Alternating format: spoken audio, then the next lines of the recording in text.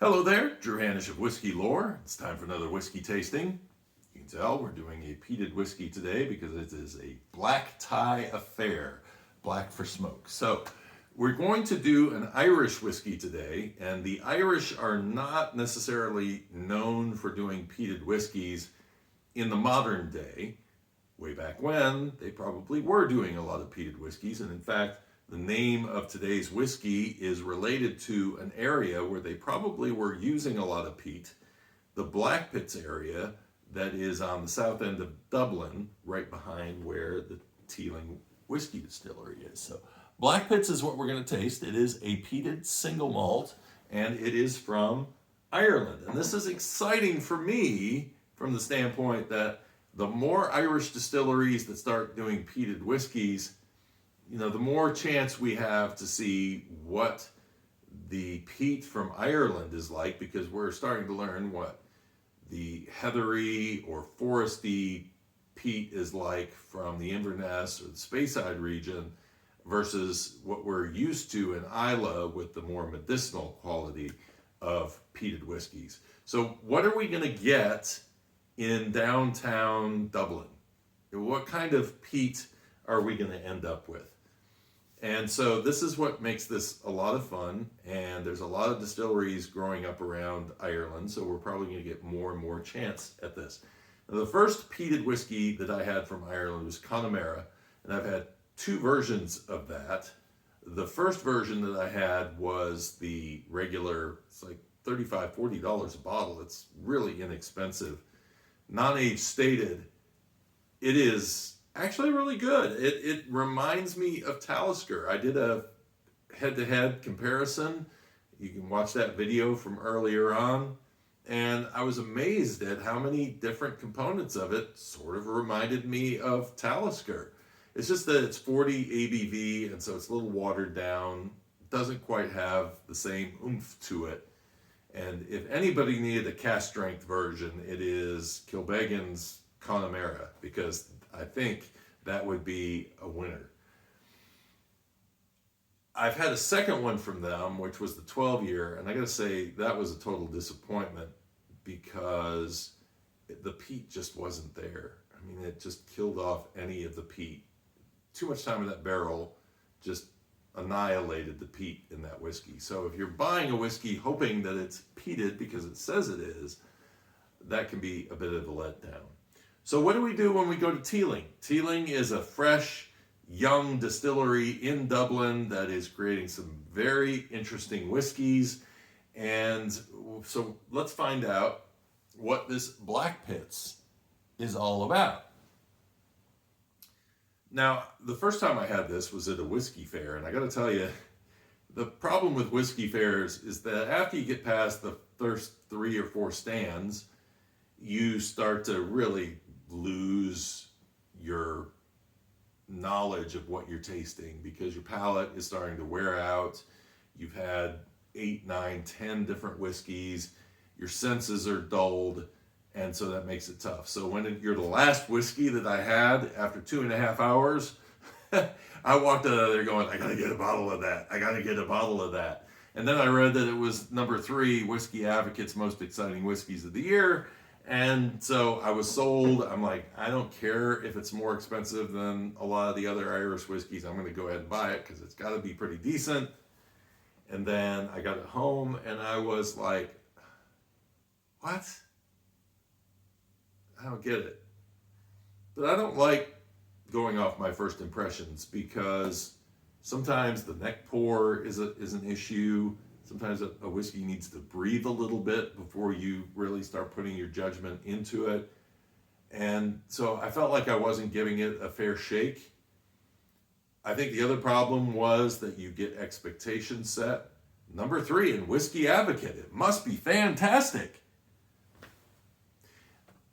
Here's the thing with me and these different magazines or reviewers, you got to take it all with a grain of salt because everybody's got a different palate. So some people are going to love things, certain characteristics. Some people are not. And so, but to say it's number 3, I mean, there really should be something in this thing that is making me go, is going to really wow me. And I think this is where, when you're trying to read what a survey is about, when they say most exciting, that doesn't necessarily mean the taste of the whiskey. Exciting means that we're excited about the concept. Maybe we're excited about the whiskey, but we could also be excited just about the concept. And this idea of doing Irish peated whiskeys is exciting to me.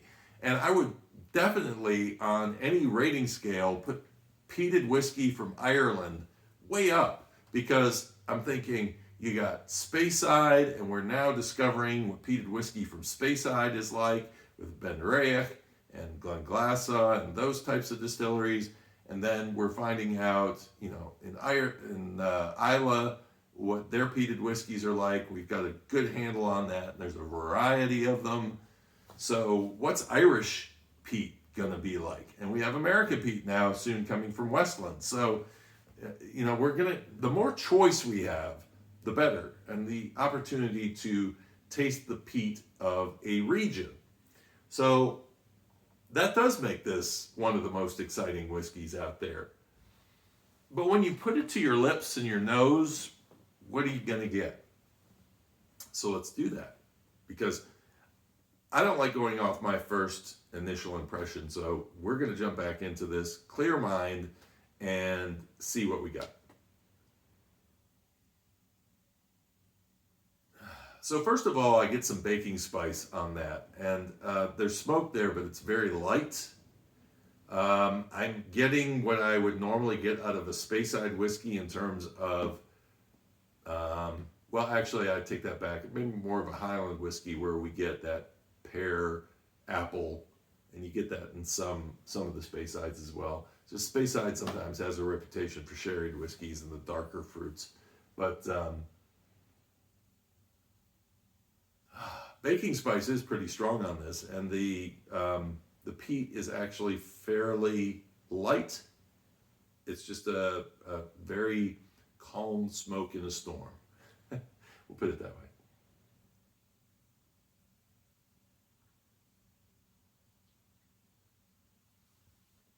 So on the palate, the grain is actually the first thing that I noticed.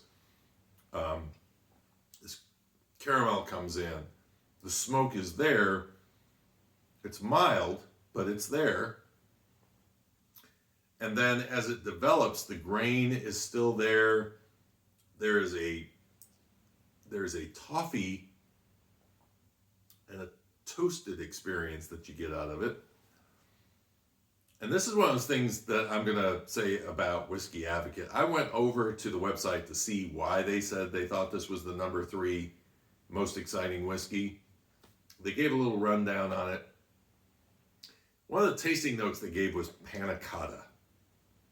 If you had panna cotta, I haven't had panna cotta. I don't really know what panna cotta is, so I had to look it up.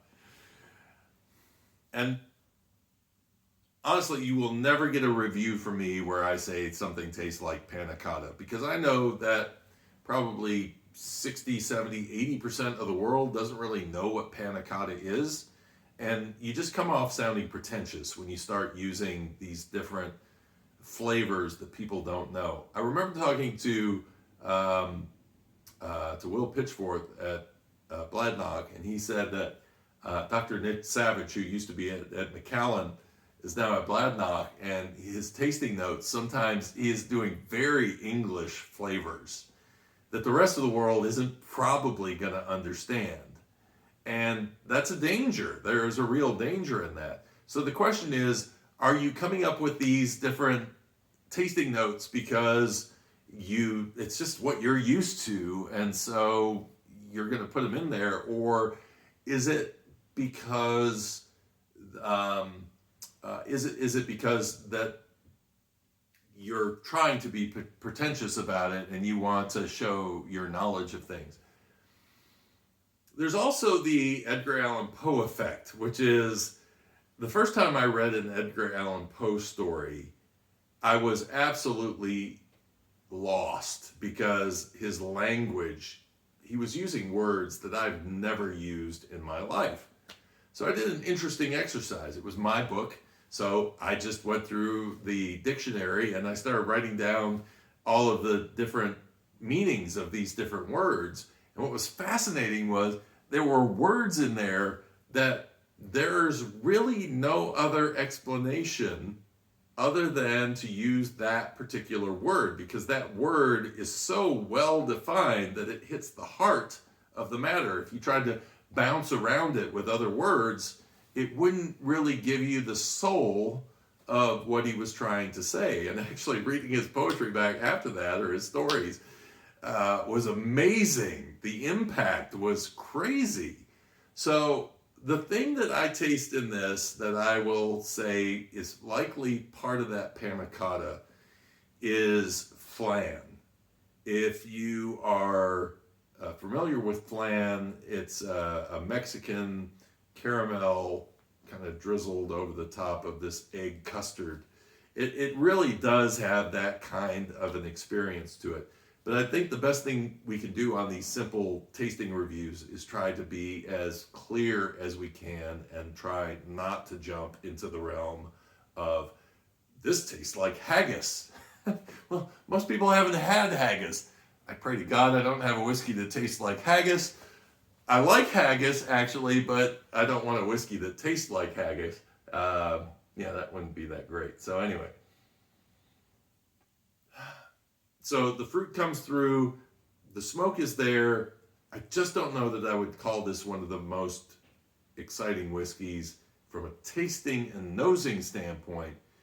It's good, but it's not just amazing. It's not number 3 in the world to me, unless we're just going by concept. So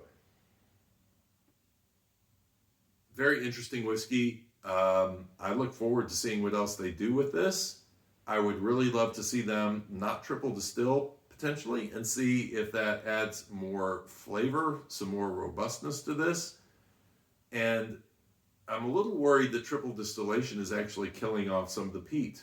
I don't know if it is, but this isn't a smoke bomb. When it comes in a dark green black bottle, I really get the impression, especially with a name like Blackpitts, that this is going to be a very smoky whiskey, and it's got smoke. If you're not used to smoke, you probably think this is a very smoky whiskey, but it's not quite there yet. Little matchstick on the nose, but it's really the fruit that stands out on this one.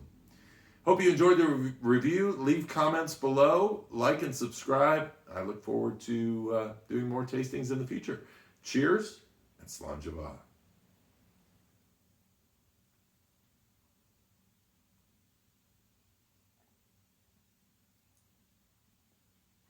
It is good. It's just not blowing me away.